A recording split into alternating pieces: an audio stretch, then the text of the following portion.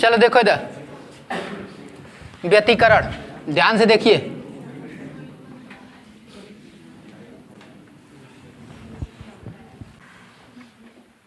व्यतिकरण, जब किसी माध्यम में दो तरंगे समान आवृत्ति की, ठीक है, दो या दो से अधिक, ये भी कह सकते हो, किसी माध्यम में दो या दो से अधिक, और उसमें क्या कंडीशन होता है, ध्यान से देखिए। जब किसी माध्यम में दो या दो से अधिक तरंगे समान आवृत्ति की, समान आवृत्ति की एक वर्णी प्रकाश, एक वर्णी प्रकाश मतलब एक ही स्रोत से निकला हो और वह फिर कितने स्रोतों में बट गया हो, दो स्रोतों में बट गया हो, ठीक है। एक समान आवृत्ति, एक वर्णी प्रकाश, और एक ही दिशा में, एक ही दिशा में अध्यारोपित होती हैं, अध्यारोपित होती हैं, है ना, मतलब कहीं मिलती हैं, अध्यारोपित होती हैं, तो कुछ बिंदुओं पर प्रकाश की तीव्रता अधिकतम तथा कुछ बिंदुओं पर न्यूनतम होती है, ठीक है। इस घटना को हम क्या कहते हैं, व्यतिकरण, ठीक है। कुछ बिंदुओं पर प्रकाश की तीव्रता अधिकतम तथा कुछ बिंदुओं पर न्यूनतम होती है, इस घटना को हम क्या बोलते हैं, व्यतिकरण। बात समझ में आई? इस घटना को क्या बोलते हैं, व्यतिकरण, इंटरफेरेंस, ठीक। अब इसमें जिस जगह प्रकाश की तीव्रता सबसे अधिकतम होती है उसको हम संपोषी व्यतिकरण कहते हैं, और जिस जगह सबसे न्यूनतम होती है उसको विनाशी व्यतिकरण कहते हैं, ठीक है। और ध्यान दीजिए कि जब दो तरंगे अध्यारोपित होती हैं, दो तरंगे मिलती हैं, तो उनका परिणामी विस्थापन जो है, उनके अलग अलग विस्थापनों के सदिश योग के क्या होता है, बराबर होता है, सदिश योग के बराबर होता है। ध्यान रहे, किसके बराबर होता है, सदिश योग के। यानी कि एक ऐसे है, एक ऐसे है, तो मामला दूसरा दूसरा हो जाएगा। एक इस तरह से जा रहा है और दूसरा भी ऐसे ही जा रहा है, तो दोनों के साइड एक ही है ना, तो अध्यारोपित होने के बाद उनका विस्थापन थोड़ा सा क्या हो जाएगा, बढ़ जाएगा, क्योंकि इसका इतना और इसका इतना, इसका A1 इसका A2 बढ़ गया ना विस्थापन। लेकिन अगर इसका A1 है विस्थापन और इधर से ऐसे चला गया, इसका A2 है, तो दिशा दूसरा दूसरा हो गया ना, दिशा कर रहे हैं, इसका विस्थापन इधर की तरफ है, इधर की तरफ है, तो बदल गया। तो यहाँ पर परिणामी तीव्रता क्या हो जाएगी, कम हो जाएगी, क्योंकि यहाँ पर क्या हो जाएगा, विस्थापन क्या हो जाएगा, घट जाएगा। तो इसीलिए कहा जाता है कि जब दो तरंगे अध्यारोपित होती हैं तो उनका परिणामी विस्थापन जो होता है, उनके अलग अलग विस्थापनों के सदिश योग के क्या होता है, बराबर होता है, चाहे आयामों के, ठीक है, विस्थापनों के। ध्यान देना।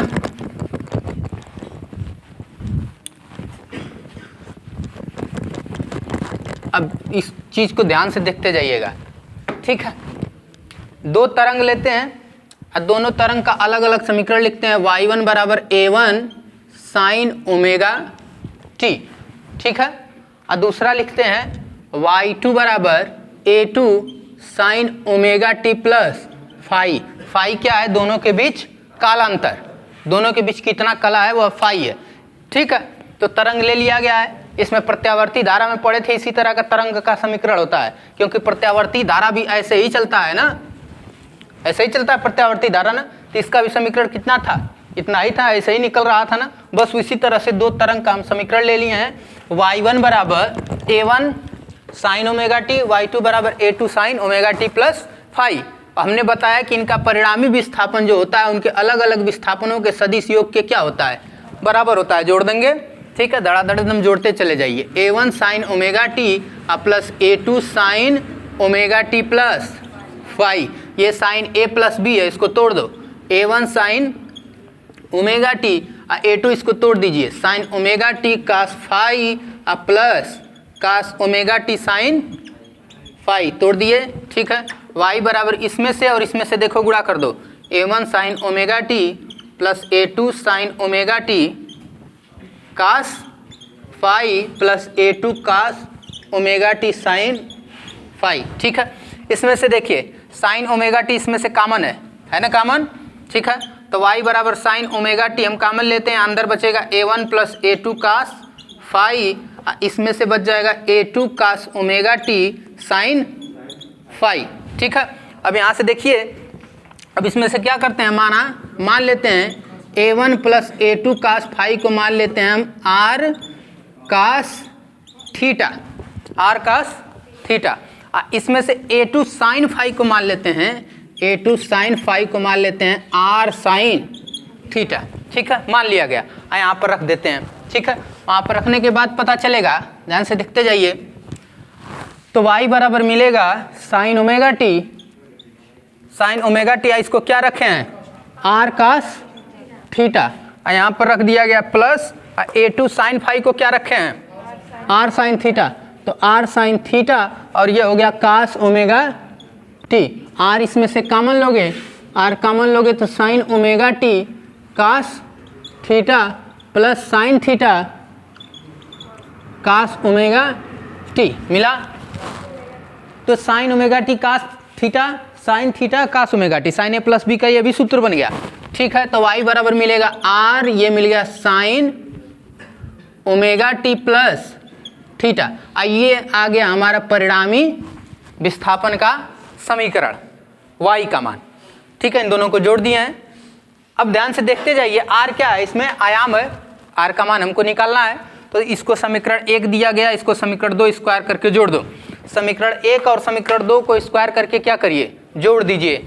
समीकरण 1 और 2 को वर्ग करके जोड़ने पर, ठीक है, तो जोड़ दीजिए। इधर हो गया R square cos square theta plus R square sine square theta.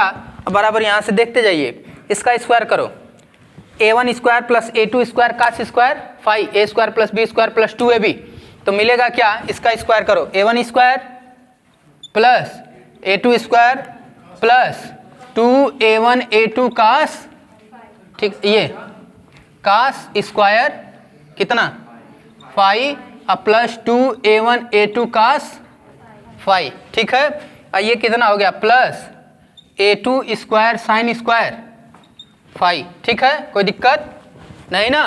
यहाँ से देखो, R स्क्वायर कॉमन लोगे तो cos square plus sine square theta बराबर होता है 1, तो बचेगा कितना R स्क्वायर। इसमें से देखिए A2 स्क्वायर इन दोनों में से कॉमन मिलेगा तो बचेगा cos square phi plus sine square phi, उसका मान कितना होता है 1, तो मिलेगा तुम्हारा A1 square plus A2 square plus 2A1 A2 cos phi. कितना मिल गया, R स्क्वायर बराबर मिल गया A1 square plus A2 square plus 2A1 A2 cos phi. ये रहा हमारा परिणामी आयाम का समीकरण। ठीक है, A1 square plus A2 square plus 2A1 A2 cos phi. तो परिणामी तीव्रता और आयाम में एक रिलेशन होता है, वो होता है I जो है प्रोपोर्शनल होता है A स्क्वायर के। ठीक है, I किसके प्रोपोर्शनल होता है, A स्क्वायर के।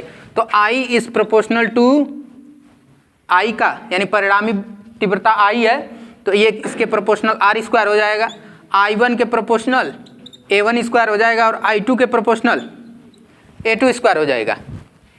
कोई दिक्कत नहीं ना।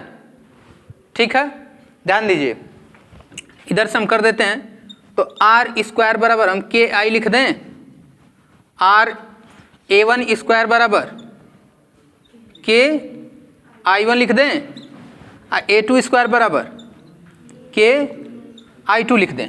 कोई दिक्कत, यहाँ पर रख दीजिए, सबका मान रखा जा सकता है, रख दीजिए, वहाँ पर रखिए, तो देखिए क्या मिलता है। वहाँ पर रखेंगे तो R स्क्वायर बराबर मिलेगा, R स्क्वायर का मान कितना रखना है KI ना, तो KI बराबर KI1 plus KI2 plus 2A1 A2, तो करड़ी में चला जाएगा, करड़ी में KI1 I2, ये K स्क्वायर हो जाएगा। ध्यान दो, A1 का मान यहाँ से कितना होगा 2 है ना, 2 लिखे हैं, A1 का मान कितना होगा, यहाँ से A1 का मान उधर जाएगा तो करड़ी में कर देगा, करड़ी में KI1 और करड़ी में KI2 कास फाई। करड़ी में K मिल के K हो गया, और ये K और ये K कॉमन लेंगे, कट जाएगा K कट जाएगा, तो बचेगा I बराबर I1 प्लस I2 प्लस 2 करड़ी में I1 I2 कास फाई, ये मिल गया हमारा परिणामी तीव्रता का समीकरण। 3 बातें निकालें, परिणामी विस्थापन का समीकरण, परिणामी आयाम का समीकरण, परिणामी तीव्रता का समीकरण। अब इसमें संपोषी और विनाशी व्यतिकरण हमको ज्ञात करना है। ध्यान दो, संपोषी और विनाशी। तो जहाँ तीव्रता सबसे न्यूनतम होगी यहाँ विनाशी व्यतिकरण होगा, जहाँ तीव्रता अधिकतम होगी वहाँ संपोषी व्यतिकरण होगा। तो अधिकतम यही कास फाई जो है ऐसा टर्म है जो डिसाइड करेगा कि कब अधिक होगा कब कम होगा। तो कास फाई का सबसे अधिकतम मान 1 होता है और कास फाई का सबसे न्यूनतम मान -1 होता है। तो जब कास फाई का मान -1 रख देंगे तो यह सबसे न्यूनतम वैल्यू देगा, और जब कास फाई का मान 1 रख देंगे तो वह सबसे अधिकतम वैल्यू देगा। तो हम लिखेंगे संपोषी के लिए, संपोषी व्यतिकरण के लिए, ध्यान देना, संपोषी व्यतिकरण के लिए कास फाई का मान कितना होगा 1 होगा। तो वहां पर रखेंगे तो 1 यहाँ रख दोगे तो खाली आई बचेगा ना। तो आई बराबर हम लिख सकते हैं I1, करड़ी में I1 का स्क्वायर लिखना है इसको, करड़ी में I2 का स्क्वायर, 2 करड़ी में I1 I2। अब देखो इसलिए ऐसा इसलिए लिखा गया है कि a² + b² + 2ab का इसको हम समीकरण बना सकते हैं। यानी ये बन सकता है कुछ इस तरह, ये बन सकता है I बराबर करड़ी में I1 प्लस करड़ी में I2 का होल स्क्वायर। ये रहा हमारा संपोषी का इक्वेशन। ठीक है, अगला हम विनाशी की बात करेंगे। विनाशी व्यतिकरण के लिए कास फाई का मान कितना रखेंगे -1, क्योंकि कास फाई का -1 सबसे न्यूनतम वैल्यू होती है, न्यूनतम में विनाशी व्यतिकरण होता है। तो कास फाई का मान यहाँ पर -1 रखोगे तो ये क्या हो जाएगा माइनस। तो I बराबर मिलेगा I1 प्लस I2 माइनस 2 करड़ी में I1 I2, और कास फाई का तो मान -1 हो गया, यहाँ पर रख दिए हैं। तो इसको लिखो करड़ी में I1 का स्क्वायर, करड़ी में I2 का स्क्वायर माइनस 2 करड़ी में I1 I2। तो ये कितना हो गया I बराबर करड़ी में I1 माइनस करड़ी में I2 का होल स्क्वायर। ये आ गया तुम्हारा विनाशी का समीकरण। ठीक है, तो 4-5 बातें हमने निकाला, परिणामी विस्थापन, परिणामी आयाम, परिणामी आयाम ये हो गया, और परिणामी तीव्रता। अब परिणामी तीव्रता में जब कास फाई का मान 1 रखे हैं तो परिणामी संपोषी और ये विनाशी। ठीक है, तो ये व्यतिकरण की सारी बातें इसमें डिराइव कर दी गई हैं। ठीक है, अब फिर उसके बाद वही अगला अनुप्रयोग है, अगला प्रयोग है कौन सा, यंग का प्रयोग। क्लियर है, अब इसको मिटा दें। ठीक है, चलिए ध्यान दीजिए। अब यंग का प्रयोग सिंपल सा प्रयोग है, प्रयोग लिखना हो तो बस जानते ही हो, दूठे लेते हैं इसे, यहाँ पर एक स्रोत जलाते हैं, है ना,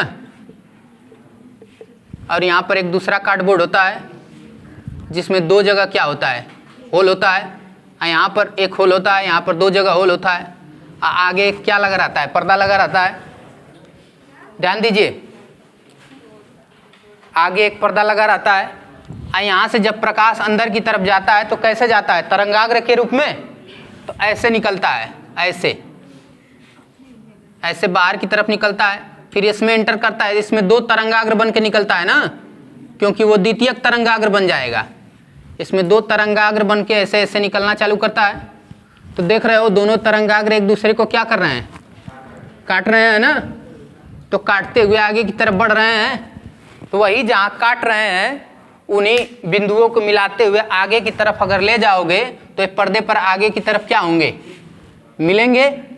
तो जहाँ श्रृंग श्रृंग से और गर्त गर्त से मिला होगा वहाँ पर व्यतिकरण सबसे अधिक होगा, मतलब कि वहाँ पर चमकीला फ्रिंज प्राप्त होगा, है ना, यहाँ पर एकदम चमकेगा, तो मतलब संपोषी व्यतिकरण हो गया। और जहाँ पर एकदम नहीं मैच किया होगा, मतलब कि श्रृंग का गर्त हो गया होगा, गर्त का श्रृंग हो गया होगा, तो वहाँ पर एकदम परिणामी विस्थापन क्या हो गया होगा, न्यूनतम खत्म हो गया होगा, तो वहाँ पर अंधेरा टाइप का बना होगा। तो इसी को हम फ्रिंज बोलते हैं। ध्यान दो इधर, इसी को हम क्या बोलते हैं, फ्रिंज बोलते हैं। कुछ इस तरह का होता है,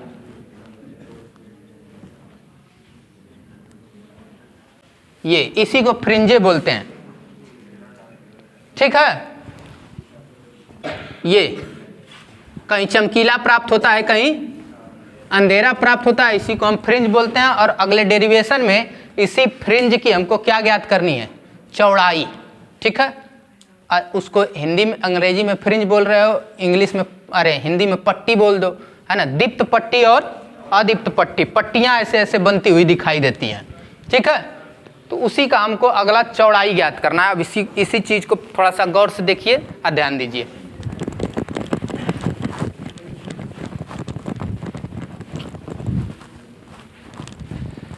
चल देखो इधर, फ्रिंज चौड़ाई हमको ज्ञात करना है कि फ्रिंजें कितनी कितनी चौड़ी बनेंगी। तो अदीप्त पट्टियां यानी कि अंधेरा, जितने दूर तक अंधेरा बन रहा है, दीप्त पट्टियां यानी जितने दूर तक उजाला बन रहा है, तो इन्हीं को हमको ज्ञात करना है। तो जरा फिगर समझने का प्रयास कीजिए। इधर देखिए, एक स्लिट है,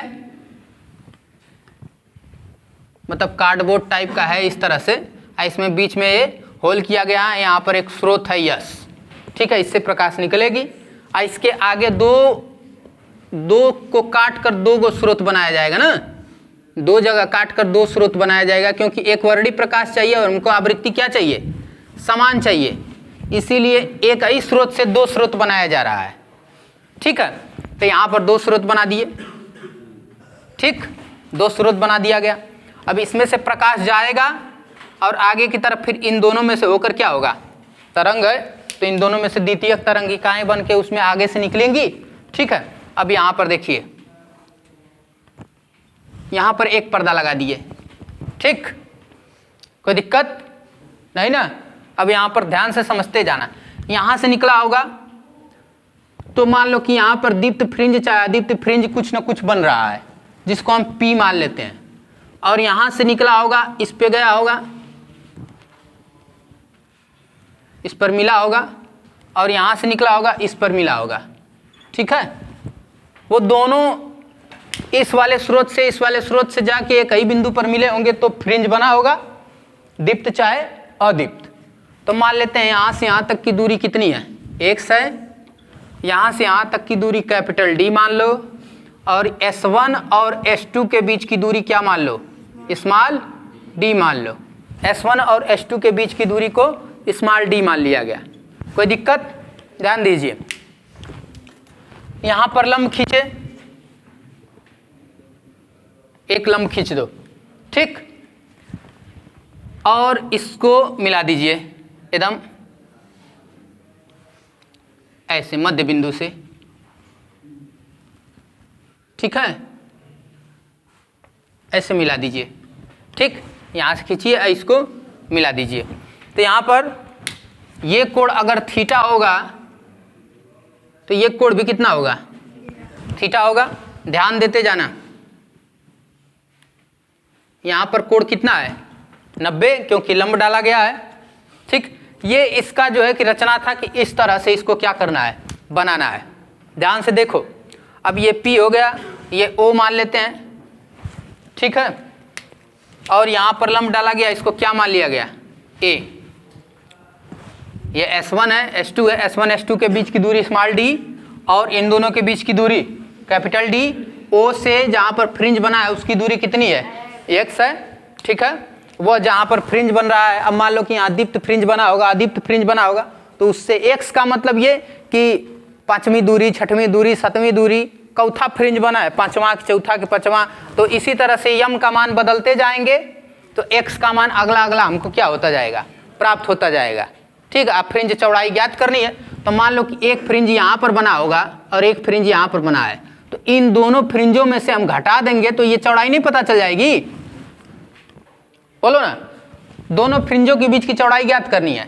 अब मान लो कि यहाँ से यहाँ तक की दूरी हमको पता है, इस फ्रिंज का x है ना, और यहाँ से यहाँ तक की भी दूरी पता है, और इन दोनों में से घटा दोगे तो बीच वाला नहीं पता चल जाएगा। तो दो ठे फ्रिंज निकाल के, मतलब कि मान लो कि पांचवा फ्रिंज पता चल गया दूरी, या छठवां फ्रिंज पता चल गया, तो छठवां में से पांचवा घटा दोगे तो पता चलेगा ना कि फ्रिंज की चौड़ाई कितनी है। वही हम ज्ञात करने वाले हैं, फ्रिंज की चौड़ाई। तो ध्यान दीजिए, दो त्रिभुज है इसमें, एक त्रिभुज है S1 S2 और A, और दूसरा त्रिभुज है, इसको भी कुछ मान ले लीजिए C। ठीक है। और दूसरा त्रिभुज है सी पी और ओ, ध्यान देना, सी पी और ओ, इधर देख रहे हो ना, सी पी और ओ। अब पहला त्रिभुज है S1 S2 और A, दोनों त्रिभुज समरूप त्रिभुज है। क्यों? क्योंकि तीनों कोण आपस में उनके क्या है, बराबर है। इसलिए कि देखो ये एक कोण थीटा है तो इसका भी एक कोण क्या है, थीटा है, और दूसरा एक कोण इसमें 90 है तो इसका भी एक कोण क्या है, 90 है, तो तीसरा ऑटोमेटिक क्या हो जाएगा, बराबर हो जाएगा। तो लिखेंगे कि S1 S2 A और CPO क्या है, समरूप त्रिभुज हैं, तो उनके भुजाओं का अनुपात क्या होगा, बराबर होगा। तो भुजाओं का अनुपात लिखते हैं, और जिधर का भुजा लेना दूसरे वाले त्रिभुज का भी उधर का ही भुजा लेना होता है। तो S1 S2 बटे S2A ले लिए। तो S1 S2 के सापेक्ष कौन सा है, ध्यान देना, 90 अंश के सामने था ना, तो यह 90 अंश के सामने कौन सा है, CP है क्या, तो लिख दिए क्या, CP बटे S2A कौन सा है, S2 ये है थीटा के सामने वाला, तो ये थीटा के सामने वाला कौन है, OP है क्या, तो OP लिख दिए। कोई दिक्कत? तुमको बताया गया है कि यह दूरी बहुत कम होती है, तो दूरी बहुत कम होने के कारण बहुत वो फिगर में बस दिख रहा है कि नहीं इतना बड़ा है, तो इस वाली CP दूरी में और CO दूरी में बहुत ज़्यादा अंतर नहीं होता है, तो CP को हम CO के क्या मान सकते हैं, बराबर मान सकते हैं। तो लिखेंगे कि S1 S2 बहुत नज़दीक है, अतः हम लिखेंगे कि S1 S2 का मान, अरे CP का मान किसके बराबर मान लेंगे, CO के, तो CP का मान CO रख दो, तो S1 S2 बटे S2A, और CP का मान रखोगे CO और बटे कितना, OP।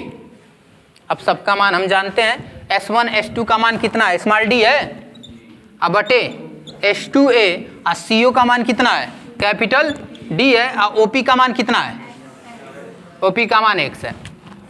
S2A को उधर भेजो, तो S2A का मान आ गया XD और बटे कैपिटल D, यही है पाथांतर, मतलब कि दोनों पाथों के बीच का अंतर इतना ही है ना, तो ये पाथांतर हमको ज्ञात करना था, ठीक है। इसी को हम क्या बोलते हैं, पाथांतर, XD अपान कैपिटल D, ध्यान देना। तो इसमें दो बातें हैं कि अगर दीप्त फ्रिंज की बात करेंगे तो पाथांतर का मान m लेमडा रखेंगे, और अदीप्त फ्रिंज की बात करेंगे तो पाथांतर का मान m-1/2 लेमडा रखेंगे, ठीक है। क्यों कि बताया गया है, इधर ध्यान दो, कि एक चक्कर जब पूरा करता है ऐसे, तो लेमडा तरंग दैर्ध्य इसका होता है, ठीक है, एक चक्कर जब पूरा करता है। और तुमको बताया है पिछले वाले में कि परिणामी तीव्रता यानी संपोषी व्यतिकरण के लिए होता है 0, 2 पाई, इस तरह से चलता जाता है ना। तो 0, 2 पाई यानी कि ये इस तरह से कुछ चलेगा, 0, 2 पाई, 3 पाई, 4 पाई, इस तरह से कुछ चलता हुआ जाएगा, है ना।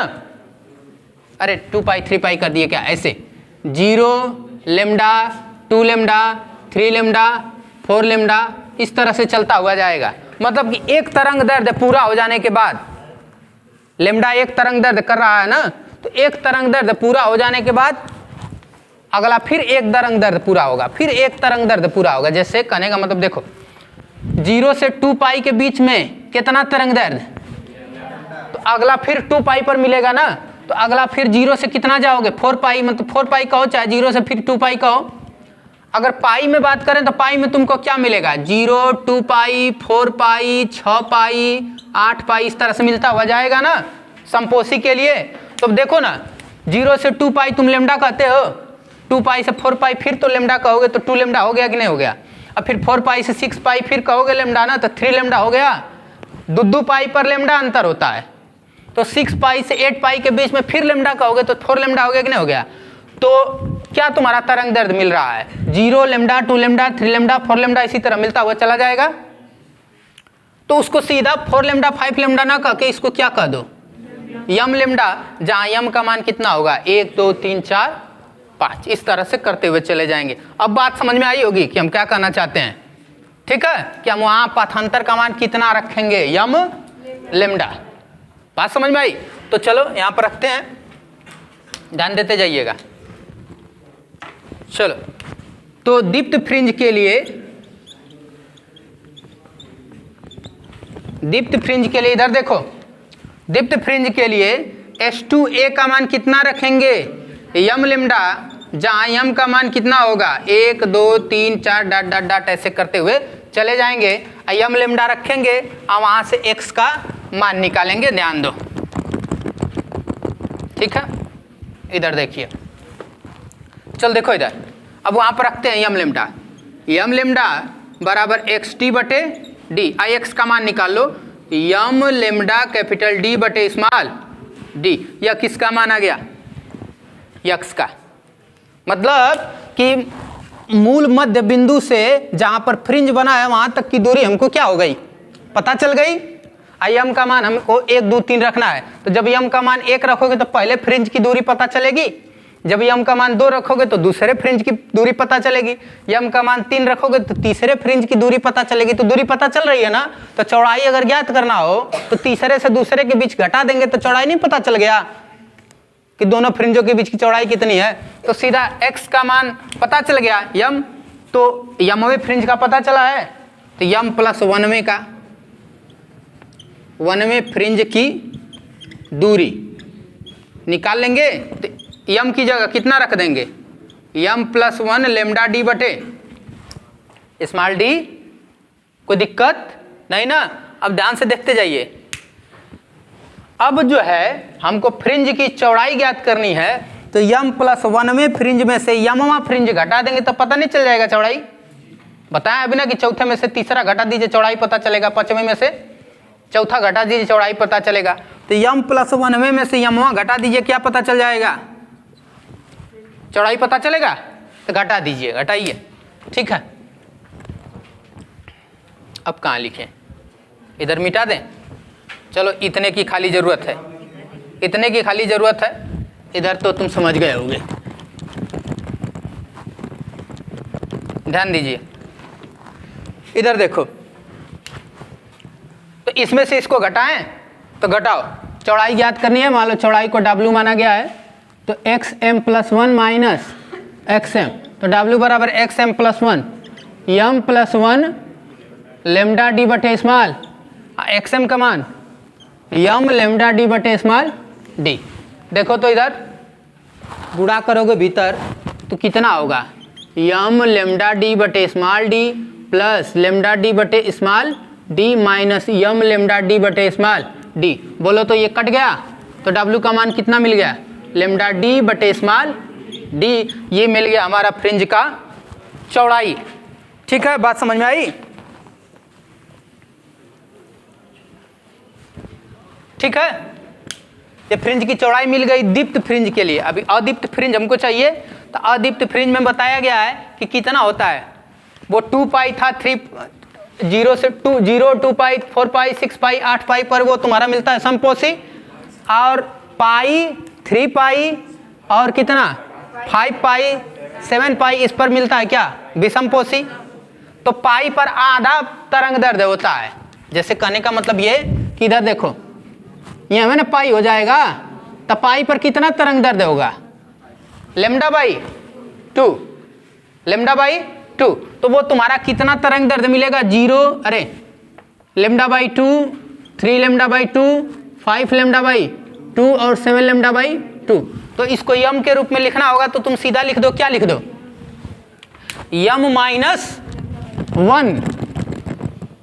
इसको कुछ इस तरह से लिखा जा सकता है, यम माइनस 1 बाई 2 लेमडा बाई 2। ठीक है, हाँ ठीक है, यम माइनस 1 बाई 2 लेमडा। कैसे, यम का मान जरा 1 रखो, 1 माइनस 1 बटे 2 एकम 2, 1 बटे लेमडा बाई 2 आ गया ना। यम का मान 2 रखो, 2 दूना 4 माइनस 1 3 बटे 2 आ गया, 3 बटे 2 लेमडा हो गया। यम का मान 3 रखो, तो 3 दूना 6 माइनस 1 5 बटे 2 हो गया, तो 5 बटे 2 लेमडा हो गया। अब इस बार अदीप्त फ्रिंज के लिए क्या रखना है हमको, ठीक है। अब हमको लग रहा है कि फिगर की जरूरत नहीं, अब इसको मिटा देते हैं हम, ठीक है, उसकी खाली जरूरत है हमको, है ना। अब ध्यान से देखिएगा,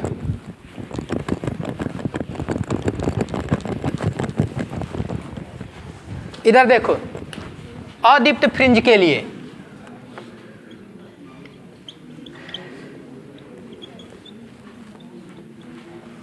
देखो तो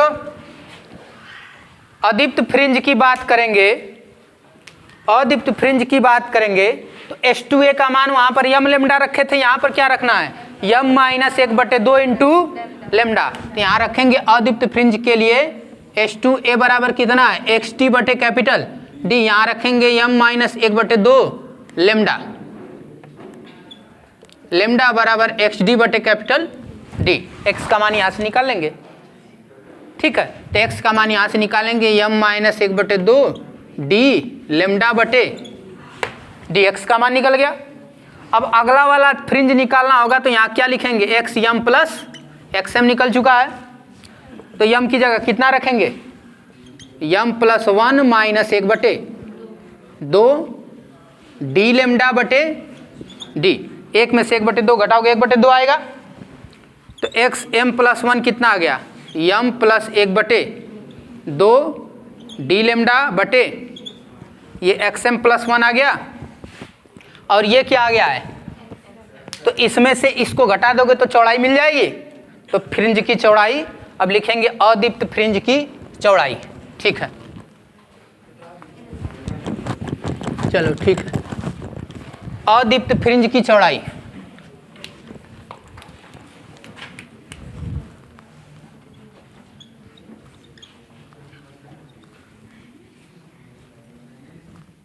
अदीप्त फ्रिंज की चौड़ाई देखिए, इसमें से इसको क्या करेंगे घटा देंगे, फिर चौड़ाई रखेंगे W बराबर XM प्लस 1 माइनस XM बराबर, इसको घटाओ यम प्लस 1/2 D लेमडा बटे D माइनस यम माइनस 1/2 D लेमडा बटे D। D लेमडा बटे D जो है इसमें से दोनों में से कॉमन है, कॉमन ले लें तो D लेमडा बटे D कॉमन है, इसमें बच गया यम प्लस 1/2, इसमें बच गया माइनस यम, ये माइनस अंदर गया तो प्लस 1/यम से यम कटा 1/2 और 1/2 मिलकर कितना हो जाएगा 1, तो W बराबर मिलेगा D लेमडा बटे D। ये रहा फ्रिंज की चौड़ाई। तो अदीप्त और दीप्त दोनों फ्रिंजों की चौड़ाई कितनी आई है D लेमडा बटे D, चाहे अदीप्त हो चाहे दीप्त हो, दोनों फ्रिंज की चौड़ाई आई है D लेमडा बटे D। यही है तुम्हारा पूरा डेरिवेशन जिसमें फ्रिंज की चौड़ाई हमको ज्ञात करनी है। आज क्लियर हुआ है?